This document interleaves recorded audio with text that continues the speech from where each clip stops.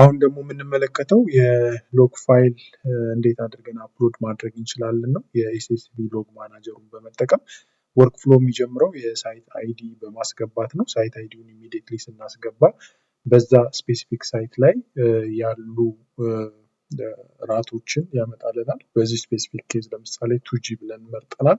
ከዛ በአንዱን እንመርጣለን G900። እዚህ ላይ የምናስተውለው ነገር ያው 1800 እዚህ ሳይት ላይ ስለሌለ 900 ብቻ ብሎ ነው ያመጣልን።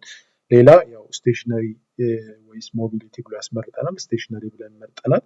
ከዛ በኋላ ሴክተር ነው የሚያስመርጠን። ሴክተሩን ከመረጥን በኋላ ቴስት ታይፑን ሾርት ኮድ ብለን እንመርጣለን ማለት ነው። ከዛ በኋላ ያው አፕሎድ እንድናደርግ ይጠብቀናል ማለት ነው።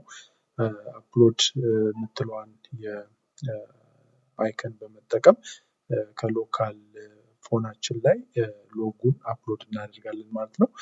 በዚህ ሂደት ያው አውቶማቲካሊ ቦቱ ሎግ ፋይሉን ይሰይምልናል ስታንዳርዱን ተጠቅሞ ማለት ነው። ስለዚህ እኛ ምንም ሎግ ፋይል ኔም ማድረግ አይጠበቅብንም ማለት ነው።